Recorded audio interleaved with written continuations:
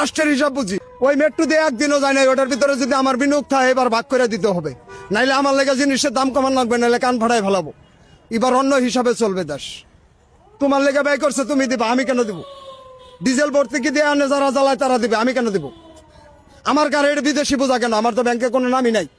এই মেয়ে, কোনো ব্যাংকে আমার নাম নাই, আমি বিদেশের কাছে কিভাবে দানা হইলাম? দেশবাসীর কাছে 100 বার বলছি, কেউ তো প্রশ্ন করে না। ওরা আমার নামে দানা করে সুইস ব্যাংকে অ্যাকাউন্ট করবে, বেগম পড়া বাড়ি বানাবে, আর আমি রাজ্যকে রিক্সা চালায় দানা শোধ করবো। এটা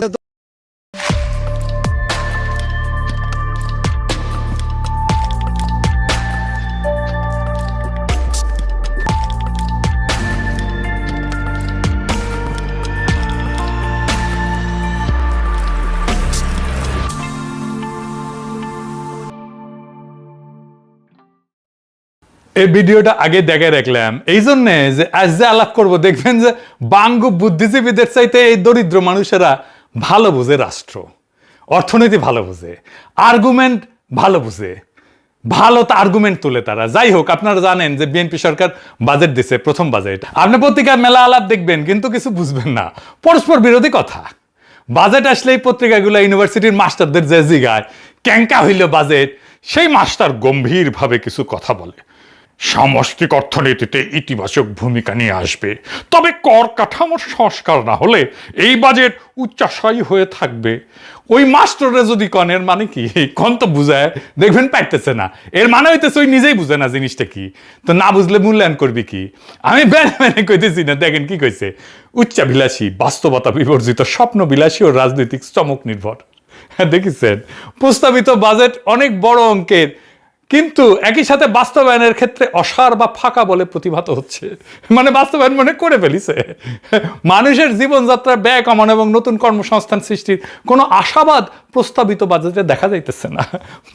বুঝে একেবারে উড়ে দিছে। বাজেটের মাস্টার ইকোনমিক্সের নোবেল প্রাইজ পেয়ে গেছে মনে হয় প্রত্যেকটা। আবার দেখেন, বাজেট ব্যবসা বান্ধব, সংস্কারমুখী, বাস্তবায়ন চ্যালেঞ্জ বিসিআই। এবার আপনারাই কন, কি বুঝলেন এই কথাবার্তায়? কিছু বুঝিছেন?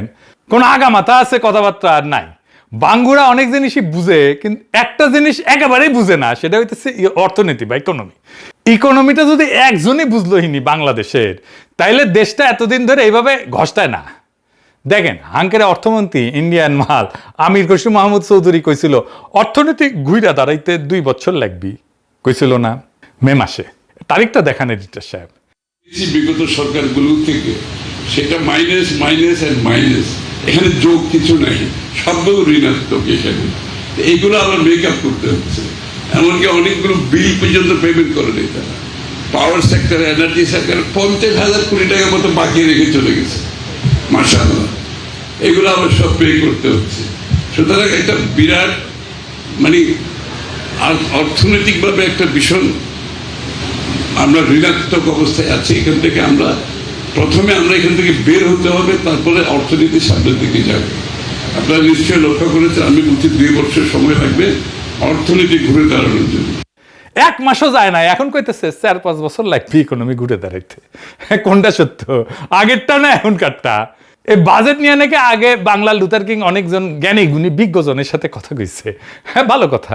এর মধ্যে নাকি দেবপ্রিয় ছিল, সে বাজেট দেখে কইছে অনেকদিন পর প্রথম একটা চিন্তাশীল বাজেট পেয়েছি। দেখে বুঝতে পারে নাই কি কথা কইবে, বাজেট কি চিন্তা করতে পারে?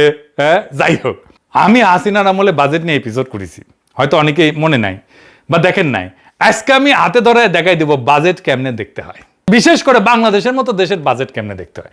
আগে বুঝে নি বাজেট জিনিসটা আসলে কি, সেল চালায় বুঝে যাবেন কলে আমার আলাপে। এটা দেশ চালাইতে তো টাকা লাগে, মন্ত্রী মিনিস্টার আছে, আমলা আছে, ঠোলা আছে, আর্মি আছে, কর্মচারী আছে, তাদের পালা লাগে, বেতন দেওয়া লাগে, ট্যাক্স তোলা লাগে, হাসপাতাল, স্কুল, রাস্তা, মেট্রো বানানো লাগে, এর জন্য টাকা লাগে। এই টাকা কেমনে তুলবে, কত টাকা তুলবে, আর এই টাকা খরচা করে কি হাতি ঘোড়া করবে, সেটার হিসাব হইতেছে বাজেট। সিম্পল জিনিস, খুবই সিম্পল, জলবত্তল রং। এই বাজেট করার আগে নাকি তারেক রহমান সরকার মেলা বুদ্ধিজীবী অর্থনীতিবিদদের সাথে আলাপ করছে, তারপরে এই বাজেট প্রসব করেছে। তো আসেন দেখি ক্যাঙ্কা বাজেট পয়দা করেছে এত আলাপ করিয়া, তাহলে বুঝবেন এরা কেমন বুঝে বাজেট জিনিসটা, রাষ্ট্র কেমন বুঝে, অর্থনীতি কেমন বুঝে। আসেন বুঝে দেখি, আল্লাহর নামে শুরু করি। একটা সংখ্যা দিয়ে শুরু করি, মাত্র একটা সংখ্যা, 6.8%। এটা হইতেছে বাংলাদেশের কর জিডিপির অনুপাত। এই একটা সংখ্যা জানলে আপনি পুরা বাজেট বুঝে যাবেন, কেন রাষ্ট্র ঋণ করে, কেন গরিবের উপর কর চাপে, কেন এই মাথা মোটারা ইকোনমির কিছু বুঝে না। এই একটা সংখ্যার ভিতরে সব লুকে আছে। কর জিডিপি অনুপাত আসলে কি, এই আর কেনই বা এটা সব, এটা বুঝতে হলে একটা জিনিস বুঝতে হবে যে কর জিডিপি অনুপাত মানে কি, হাতি না ঘোড়া, মাথায় দেয় না খায়। একটা দেশ একটা বছরে যত সম্পদ তৈরি করে তার কত শতাংশ রাষ্ট্র কর হিসাবে তুলতে পারে। ভাবেন একটা বিশাল বাজার, সেখানে সারা বছর কেনা বেচা হইতেছে, কেউ সেল বেচছে, কেউ জামা কিনতেছে, কেউ বেতন পাইতেছে, কেউ কারখানায় মুনাফা করতেছে, কেউ কর্মচারী আছে। এই পুরা বছরের সব কেনা বেচা, সব আয়, সব মুনাফা, সব মিলায় যে সম্পদ তৈরি হয় তার নাম জিডিপি। ধরেন এই বাজারে সব মিলায় বছরে 100 টাকার লেনদেন হলো, এটাই এই বাজারের জিডিপি। বুঝেছাও, রাষ্ট্র এই বাজারের ভেতরে দাঁড়ায় আছে, এটা চান্দাবাজ। প্রত্যেকটা কেনা বেচায়, প্রত্যেকটা আয়ে, প্রত্যেকটা মুনাফায় তার একটা বখরা পাওয়ার কথা। বিক্রিতে ভ্যাট, আয়ে আয়কর, মুনাফায় কর্পোরেট কর, আমদানিতে ট্যাক্স, এই বখরাটাই কর। তাহলে প্রশ্ন, 100 টাকায় বাজার থেকে রাষ্ট্র কত টাকা ভাগ তুলতে পারলো, বখরা তুলতে পারলো? এটা হইতেছে রাষ্ট্রের ক্ষমতা। উন্নত দেশে তোলে 34 টাকা, বাংলাদেশে মাত্র 6 টাকা 80 পয়সা। এই 100 টাকার 6 টাকা 80 পয়সা, এটাই কর জিডিপি অনুপাত। বাজার বিশাল, কিন্তু রাষ্ট্রের হাতে আসে সামান্য। কর জিডিপি রেশিও এটা শুধু টাকার হিসাব না, এটা রাষ্ট্রের ক্ষমতার পরিমাপ। একটা রাষ্ট্র তার নাগরিক, বিশেষ করে ধনী নাগরিকের কাছ থেকে কতটা আদায় করতে পারে, সেটাই বলে দেয় রাষ্ট্রটা কতটা শক্তিশালী। তুলনা করেন, ইন্ডিয়ার কর জিডিপি 12%, নেপাল এমনকি যুদ্ধবিধ্বস্ত অর্থনীতির দেশগুলো আমাদের চেয়ে বেশি তোলে। আমরা দক্ষিণ এশিয়ার সবচেয়ে নিচের দিকে। কেন উন্নত দেশ উন্নত, এই একটা সংখ্যাই বইলা দেয় গলে। ধনী দেশগুলো যেমন আমেরিকা, জার্মানি, ফ্রান্স, জাপান আছে না, তাদের গড় কর জিডিপি অনুপাত হইতেছে 34%। ডেনমার্ক তোলে 45%, ফ্রান্স তোলে 43%। এবার মিলান, বাংলাদেশ 6.8, মানে উন্নত দেশগুলো তাদের অর্থনীতি থেকে আমাদের চেয়ে 5 গুণ বেশি কর তোলে। এই 5 গুণের ভিতরে লুকায় আছে কেন তারা উন্নত। ডেনমার্কে সবার জন্য বিনামূল্যে শিক্ষা, বিনামূল্যে চিকিৎসা, বেকার ভাতা, এইসব আসমান থেকে পড়ে না, আসে ওই 45% কর থেকে, কর জিডিপি অনুপাত থেকে। রাষ্ট্র ধনীর কাছ থেকে আদায় করে, তারপর সবার জন্য খরচ করে। এটাই উন্নত রাষ্ট্রের মূল মন্ত্র। আর আমরা তুলি 6.8%। তাই এটা তুলে রাষ্ট্র কি দিতে পারবে? তাই স্কুল ভাঙা, হাসপাতালে বেড নাই, ওষুধ নাই, ডাক্তার থাকে না, রাস্তায় গর্ত, কম কর মানে দুর্বল রাষ্ট্র। দুর্বল রাষ্ট্র মানে নাগরিকের জন্য কিছু করতে না পারা। আর এটাই বিএনপি সরকারের টার্গেট দিছে যে 9.6% নাকি নিবি। হ্যাঁ, 5 বছরে 6.8 থেকে 9.6%। মানে সরকার নিজেই স্বীকার করে নিচ্ছে 5 বছরেও তারা 10% দিতে পারবে না। যেখানে ডেনমার্ক 45% আর উন্নত দেশগুলোর গড় হইতেছে 34%। বাংলাদেশ 5 বছরের চেষ্টা করে 10-এর নিচে থাকবে, উন্নত বিশ্ব যেখানে দাঁড়ায় আছে তার ধারে কাছেও না। একটা রাষ্ট্র যদি তার অর্থনীতির 10% কর হিসেবে তুলতে না পারে, তাহলে নিজের ভবিষ্যৎ নিজের অর্থায়ন করতে পারবে না। তো তাকে অন্যের উপরে নির্ভর করতে হবে, ঋণের উপরে নির্ভর করতে হবে, রেমিটেন্সের উপরে নির্ভর করতে হবে, বিদেশি সাহায্যের উপরে নির্ভর করতে হবে। আর যে নিজের খরচ নিজে চালাইতে পারে না, সে স্বাধীনভাবে সিদ্ধান্তও নিতে পারে না। কর জিডিপি 6.8% মানে শুধু কম রাজস্ব না, মানে এটা একটা পরনির্ভর রাষ্ট্র। আচ্ছা, এবার আসেন, এটা খুব ইন্টারেস্টিং জায়গা দেখি। সরকার তো ট্যাক্স তুলবে, কিভাবে তুলবে? তার ইনস্টিটিউট দিয়া, তাই না, কর্মী বাহিনী দিয়া। তো জনগণ তো তার সেবা দেখবে, সরকারের সেবা দেখবে, এমন ভাবে দেখবে যে মানুষ আগ্রহ নিয়ে ট্যাক্স দিবে। সে জানবে যে এই ট্যাক্সের টাকায় এমন সব সেবা আর সুবিধা পাবে যে সেটা নিজেও ব্যবহার করতে পারবে। এই যে রাষ্ট্রযন্ত্র আমরা পালি, পুলিশ, আর্মি, আমলা, কর্মচারী, এসব তো নাগরিকদের জন্য রাষ্ট্রের সেবা নিশ্চিত করার জন্য, তারাই তো ট্যাক্স তুলবে। তাহলে আসেন দেখি এই বিপুল রাষ্ট্রযন্ত্রকে পালতে আমরা কত খরচা করি আর তার তুলনায় কি পাই। এই বাজেট তো 9,38,000 কোটি টাকা, তাই না? কাদের জন্য? সবাই লাফাইতেছে, ইতিহাসের সবচেয়ে বড় বাজেট দিছে বিএনপি। তো এই বাজেটের টাকা কার জন্য খরচা হবে? আমার আপনার জন্য না, আমার আপনার জন্য না। এই বাজেটের 4/3 ভাগ সরকারের পরিচালন ব্যয়, মানে বেতন ভাতা, প্রশাসন, অফিস, গাড়ি আর পুরানো ঋণের সুদ। মোট বাজেটের 74.5%, প্রায় 3/4। মানে কি দাঁড়াইলো? বাজেটের প্রত্যেক 4 টাকার মধ্যে প্রায় 3 টাকায় চলে যাবে রাষ্ট্রযন্ত্রটাকে সচল রাখতে। সরকারি কর্মচারী বেতন, অফিসের খরচ আর অতীতের দেনার সুদ। এই 3 টাকা কোনো নতুন কিছু তৈরি করবে না, কোনো কারখানা না, কোনো রাস্তা না, কোনো হাসপাতাল না। শুধু সরকারি বেতন ভাতায় 89,380 কোটি টাকা, বাজেটের প্রায় 9.5%। সুদ 1,27,500 কোটি টাকা, আরো 13.5%। দুইটা মিলে বাজেটের প্রায় 1/4, শুধু বেতন আর সুদ। একটা উন্নত রাষ্ট্রে বাজেটের সিংহভাগ যায় নাগরিকের দিকে, আর বাংলাদেশের 3/4 যায় রাষ্ট্রযন্ত্রের দিকে নিজেকে টিকায় রাখতে। সেই রাষ্ট্রযন্ত্র যা ট্যাক্সের টাকা তুলতে পারে না, কোনো সেবাই দিতে পারে না, না স্বাস্থ্য, না শিক্ষা, না অবকাঠামো, না ব্যবসার সুবিধা। একটা উন্নত দেশে বাজেট হইল নাগরিকের জন্য রাষ্ট্রের খরচ, বাংলাদেশের বাজেট হইল রাষ্ট্রযন্ত্র টিকায় রাখার জন্য নাগরিকের খরচ। উন্নত রাষ্ট্র সংগ্রহ করে জনগণের কাছ থেকে, ফেরত দেয় জনগণকে, আর আমাদের রাষ্ট্র সংগ্রহ করে জনগণের কাছ থেকে, খরচ করে নিজের জন্য। যে বাজেট তার নিজের অস্তিত্ব টিকিয়ে রাখতে 3/4 নষ্ট করে ফেলে, খাইয়া ফেলে, সে বাজেট জনগণের ভবিষ্যৎ গড়ার বাজেট না, সেটা রাষ্ট্রের আত্মরক্ষার বাজেট। বাজেটের একক বৃহত্তম খাত কোনটা জানেন? জনপ্রশাসন। মোট বাজেটের 15%, শিক্ষার চেয়ে বেশি, স্বাস্থ্যের 2.5 গুণ, প্রতিরক্ষার 3 গুণ। বাজেটের সবচেয়ে বড় খাত নাগরিকের শিক্ষা বা স্বাস্থ্য না, প্রশাসন নিজে। যাদের সার না বললে মাইন্ড করে, সেই জনপ্রশাসন যারা হাসিনার আমলে বিনা ভোটে নির্বাচন করছে, সেই জনপ্রশাসন যারা হাসিনার পড়ার পরে ইউনূস সরকারের কাছ থেকে বেতন বাড়াই নিচ্ছে, সেই জনপ্রশাসন যারা বাংলাদেশের সম্পদ লুট করে অবসর জীবনে পশ্চিমে পাড়ি জমায়, সেই জনপ্রশাসন যাদের বেতনের টাকায় সংসার ঠিক মতো চলার কথা না থাকলেও পোলা মাইয়ারা বিদেশে পড়াশোনা করে, নিজের হেলথ চেক আপের জন্য যায় বিদেশে। একটা প্রশাসনের মূল কাজ 2টা, কর আদায় করা আর সেই টাকায় সেবা দেওয়া।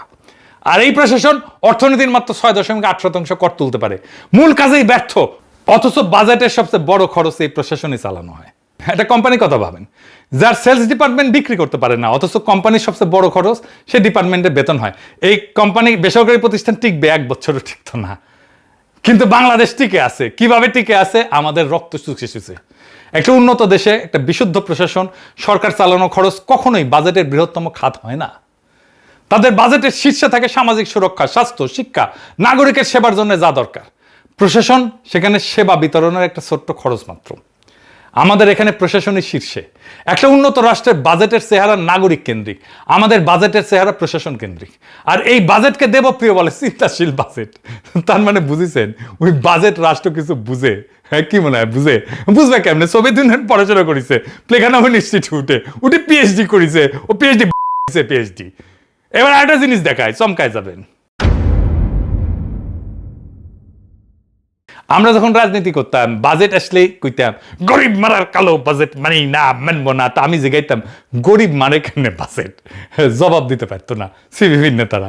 বুঝুম বাজুম মেলা কিছু কইতো, কিন্তু আসলে এই বাজেট গরিব মারার। আসলে কথাটা ঠিক আছে, টাকা যা তোলা হয় বাজেটের, তা গরিবের কাছ থেকে বেশি তোলা হয়। এটাই হইতেছে বাংলাদেশের বাজেটের সবচেয়ে নির্মম অংশ। এটা বিস্তারিত বুঝতে হলে দেখতে হবে কর আসে কোথায় থেকে। কর 2 ধরনের, প্রত্যক্ষ কর, ধনীর আয়ের উপরে, মুনাফার উপরে, সম্পদের উপরে সরাসরি কর। যত আয় বেশি তত কর বেশি। আর পরোক্ষ কর, ভ্যাট, শুল্ক, এটা পণ্যের দামের সাথে মিশে থাকে। একটা সাবান কিনলে ধনী গরিব সবাই একই ভ্যাট দেয়। গরিবের আয়ের অনুপাতে করের বোঝা বেশি পড়ে। বড়লোকরা সাবান কিনে যে ট্যাক্স দেয়, গরিব একই পরিমাণে ট্যাক্স দেয়। বাংলাদেশে এই অনুপাতটা কত? মোট রাজস্বের মধ্যে আয় কর 37%, ভ্যাট 37%, আর আমদানি শুল্ক 26%। তাহলে প্রত্যক্ষ কর মানে আয় কর, মানে বড় লোকদের কাছ থেকে বাজেটের করের 37% আসে। আর পরোক্ষ কর, ভ্যাট আর শুল্ক মিলে আসে 63%। মানে দাঁড়াইলো রাষ্ট্র যত কর তোলে তার 2/3 আসে ভোগের উপরে বসানো পরোক্ষ কর থেকে, গরিব মানুষের উপর থেকে। অনুপাতে প্রত্যেক 1 টাকা প্রত্যক্ষ করের বিপরীতে 2.25 টাকা পরোক্ষ কর। পরোক্ষ করের কি বড় সমস্যা সেটা তো বলছি, জানেন। এটা তো গরিব ধনীকে আলাদা করে দেখে না। আবার একটু বুঝে দেখি বিস্তারিত। ধরেন একজন রিক্সা চালক যখন 1 কেজি চিনি কেনে, আর একজন কোটিপতি যখন একই চিনি কেনে, দুইজনই হুবহু একই ভ্যাট দেয়। কিন্তু রিক্সা চালকের কাছে সেই ভ্যাটের টাকাটা তার দিনের আয়ের একটা বড় অংশ, কোটিপতির কাছে কিছুই না। আরেকটা উদাহরণ দিই, ধরেন একজনের মাসিক আয় 10,000 টাকা, আরেকজনের 10 লাখ টাকা। দুইজনেই মাসে চাল, ডাল, সাবান, ভ্যাট সব মিলে ভ্যাট দিল 500 টাকা। গরিব মানুষটা আয়ের 5% চলে গেল ভ্যাটে, ধনী মানুষটার গেল 0.05%। 100 গুণ পার্থক্য। দুই মানুষে একই ভ্যাট দিল, একই সেবা পাইল, কিন্তু পার্থক্য 100 গুণ। একই কর, কিন্তু বোঝা উল্টা দিকে। যত গরিব তত বেশি বোঝা। এটাই পরোক্ষ করের আসল চেহারা। আর বাংলাদেশের রাষ্ট্র চলে মূলত এই করের 2/3। তাহলে গরিব মারার কর ব্যবস্থা না এটা? এবার উন্নত দেশের সাথে মিলান, আর মন দিয়ে শোনেন সংখ্যাটা। ধনী দেশগুলোতে ভোগের উপরে বসানো কর মানে আমাদের ভ্যাট শুল্কের সমতুল্য, মোট করের মাত্র 31%। আমেরিকায় আরো কম, 17%। আর সেখানে বেশিরভাগ কর আসে আয়ের উপরে, মুনাফার উপরে, সামাজিক নিরাপত্তা অবদানের উপরে, সরাসরি প্রত্যক্ষ কর। পার্থক্যটা ধরেন, বাংলাদেশে ভোগের কর 63%, উন্নত দেশে 31%। মানে আমরা সাধারণ মানুষের ভোগের উপরে তাদের চাইতে দ্বিগুণ হারে নির্ভর করি, আর তারা ধনী আয়ের উপরে আমাদের চেয়ে অনেক বেশি নির্ভর করে। একটা পার্থক্য বলে দেয় দুই ধরনের রাষ্ট্রের চরিত্র। উন্নত রাষ্ট্র ধনীর কাছ থেকে আদায় করে, গরিবকে রেহাই দেয়। আমাদের রাষ্ট্র গরিবের ভোগ থেকে আদায় করে, ধনীকে রেহাই দেয়। এটাই জিনিস, এটাই কর, কিন্তু উল্টা দিকে বসানো। আমরা তো আমেরিকায় গালি দিতে দিতে একেবারে হয়রান হয়ে যায়। সাম্রাজ্যবাদ সাম্রাজ্যবাদ নিপাত যায়। দেখেন তাদের কর ব্যবস্থাটা কেমন গরিব বান্ধব। তা এখন কেন বাংলাদেশ রাষ্ট্র ধনীর আয়ের উপরে কর তুলে অনুপাত তুলতে দিতে পারে না? কেন উন্নত দেশে পারে? কারণ যেই শ্রেণী প্রত্যক্ষ কর দেবে তারা বড় ব্যবসায়ী, শিল্পপতি, জমির মালিক। রাষ্ট্র তাদের উপরে নির্ভরশীল। নির্বাচনে টাকা লাগে, দল চালাতে টাকা লাগে, ক্ষমতায় থাকতে ব্যবসায়িক জোট লাগে। ফলে রাষ্ট্র সেই শ্রেণীকে শাসন করে না, তাদের সেবা করে। আর কর তুলে আনে যাদের কোনো দর কষাকষির ক্ষমতা নাই, সাধারণ ভোক্তার কাছে থেকে। প্রত্যেকটা কেনাকাটার ভিতরে লুকায় সে করটা তোলে। তাই এই যে কর জিডিপি রেশিও 6.8%, এটা কোনো টেকনিক্যাল ফেলিওর না, এটাই সিস্টেম। এইভাবে বানানো হয়েছে সিস্টেম। এটা একটা রাজনৈতিক সত্য। এই রাষ্ট্রের সাথে তার ধনী নাগরিকের প্রকৃত কোনো করের চুক্তি নাই। শ্রেণী আছে, কিন্তু রাষ্ট্র তাদের কর জালের মধ্যে আনতে সক্ষম না, কারণ রাষ্ট্রটাই সেই শ্রেণীর হাতে বন্দী। এই কারণে আমাদের কর জিডিপি রেশিও বাড়ে না। আর একটা জিনিস দেখেন, কর কম ওঠার জন্য কি কাফফারা আমরা দিই। পর্যাপ্ত কর তুলতে না পারলে সরকারকে ঋণ নিতে হয়, যে ঋণ নিচ্ছে তার সুদ দিতে হয়। এই সুদে 1 বছরে কত দিতে হবে জানেন? এই 1 বছরে 1,27,500 কোটি টাকা। 1,27,500 কোটি টাকা। শিক্ষায় 1,36,000 কোটি টাকা, সুদে 1,27,500 কোটি টাকা। সুদের বিল শিক্ষা বাজেটের প্রায় সমান। একটা জাতির পুরা শিক্ষা, স্কুল, সব স্কুল, কলেজ, বিশ্ববিদ্যালয়, শিক্ষকের বেতন, বই, অবকাঠামো, তার পেছনে রাষ্ট্র যা খরচ করে প্রায় ততটাই দিতে হইতেছে শুধু পুরনো ঋণের সুদে। যে রাষ্ট্রের অতীতের দেনা তার ভবিষ্যতের বিনিয়োগের সমান, সে সামনে আগাইতেছে না পিছাইতেছে? লুথার কিং এর সামনে তো কোনো পথ নাই। কর তুলতে না পারলে ঋণ করতে হবে, ঋণ করলে সুদ দিতে হবে, সুদ দিলে এই শিক্ষায় টাকা কমে যাবে। কিন্তু কোন খাতে বরাদ্দ কমলো দৃশ্যমান ভাবে, এটা জানেন? আমাদের আর্মি ভাইরা জানেন? জানেন না? আসেন দেখে দিই। যখন কোনো খাতে বরাদ্দ বাড়লো বলা হয় সেটা টাকার অঙ্কে, কিন্তু টাকার দাম তো প্রত্যেক বছর কমতেছে। সেটার নাম মূল্যস্ফীতি। আমরা জানি সরকার নিজের হিসাবে মূল্যস্ফীতি 7.5%-এর আশেপাশে। মানে গত বছর যেই কাজ করতে 100 টাকা লাগতো, এই বছর সেটা করতে 160 টাকার বেশি লাগবে। তাই কোনো খাতের বরাদ্দ যদি 7.5%-এর কম বাড়ে, তাহলে টাকার অঙ্কে বাড়লেও সে আসলে খাত আগের চেয়ে কম টাকা পাইল। মূল্যস্ফীতি পুরোটা খেয়ে ফেললো। এবার তাহলে মন্ত্রণালয়গুলো দেখি। প্রতিরক্ষা মন্ত্রণালয় 42,497 কোটি টাকা পাইছে, টাকার অঙ্কে বাড়লো 4%। কিন্তু মূল্যস্ফীতি 7%। বিয়োগ করেন প্রকৃত অর্থে প্রতিরক্ষা বাজেট আসলে 3% কমছে। এবার স্বরাষ্ট্র মন্ত্রণালয়, পুলিশ, র্যাব, বিজিবি, আনসার 27,000 থেকে 31,000 কোটি টাকা, টাকার অঙ্কে 15% পাইছে। মূল্যস্ফীতি বাদ দিল প্রকৃত বৃদ্ধি 7.5%। দুইটা পাশাপাশি রাখেন। মূল্যস্ফীতির পর প্রতিরক্ষা কমলো, স্বরাষ্ট্র বাড়লো 7.5%। সব খাতে বরাদ্দ যখন মূল্যস্ফীতিতে ক্ষয় হইতেছে, তখন রাষ্ট্রের নিপীড়নের যন্ত্র যা হাসিনার নির্দেশ অক্ষরে অক্ষরে পালন করে গেছে, শেষ পর্যন্ত আপা পালানোর পর যাত্রা বাড়িতে পালানোর সময় গুলি করে গণহত্যা করছে, কার্যত এরাই একমাত্র খাত যা সত্যিকার অর্থে মোটা হইল। যে অভ্যুত্থান হয়েছিল হাসিনার পুলিশের দমন পীড়নের বিরুদ্ধে, যে সরকার পরিবর্তনের বয়ান নিয়ে আসলো, আর প্রথম বাজেটে শিলং সালাউদ্দিন প্রতিরক্ষা কমাইলো, স্বরাষ্ট্র বানাইলো, নিজেরটা বেড়ায় নিল। যে সামরিক বাহিনী বিপ্লবের পক্ষে দাঁড়াইলো, তার বরাদ্দ কমলো আজিব ভাত। এখন আমার ক্ষুদ্র ভ্রাতার ভগিনীরা কইবে, তাইলে কিভাবে আমরা রাষ্ট্রের আয় বাড়াইতে পারি? আপনি কয়া দেন, আমি আর কি কমু কর। আপনারা দেখছেন জামাত এনসিপি 2 দলই বিকল্প বাজেট দিছে না? 2 দলের একটা টিম কাজ করছে না? করছে তো। তারপরে ওই 2 দলের একবারের জন্য আমার কিন্তু জিগাইনি, আচ্ছা বলেন তো আমরা একটা বিকল্প বাজেট দিব, আপনার মতামত কি? তারেক রহমান তো দেবপ্রিয়রে ডাকছে, তাই না? দেবপ্রিয় তো বিএনপি করে না, তাও ডাকছে। জামাত আর এনসিপি কোন পিওরে ডাকছে? নাকি কাউরি ডাকে নাই? আমার ধারণা কাউরি ডাকে নাই, কারণ ওরা তো সবার থেকে বেশি বুঝে। জামাত এনসিপি যে বিকল্প বাজেট দিচ্ছে, আমি কোনো মূল্যায়ন করব না, আপনারাই এই আলাপ করলাম, তার আলোকে দেখবেন ওরা এমন কি বিকল্প বলছে যা লুথার কিং দিছে, তারা একই জিনিস দিছে, কোনো বিকল্প দেখায়নি। আপনারা দেখেন সংসদে কি আলাপ করে, কোনো বুদ্ধিদীপ্ত আলাপ করতেই পারবে না এরা। তারপরে বলি, আমি এই বাজেট নিয়ে কাজ করলে কি করতাম? কর জিডিপি 6.8 থেকে বাড়াইতাম আমি। কর বাড়ানোর কথা উঠলে সরকার একটা কাজই করে, যে ইতিমধ্যে যারা কর দেয় তার ঘরে আরো ট্যাক্স চাপায়, ভ্যাট চাপায়, করদাতার হার বাড়ায়। এটা আত্মঘাতী, কারণ এটা একটা ছোট জালে বারবার নিংড়ানো হয়। ওই বেতনভোগী মধ্যবিত্ত আর নিয়মে চলা কোম্পানি যারা এমনিতেই ফান্দে আটকা, ফল উল্টা হয়, করের ভয়ে বাকিরা ওই জালের বাইরে থাকে, ভিত্তি আরো ছোট হয়। এটা কোনো সমাধান না, এটা একটা দুষ্ট চক্র। আসল রাস্তা হার বাড়ানো না, ভিত্তি বাড়ানো।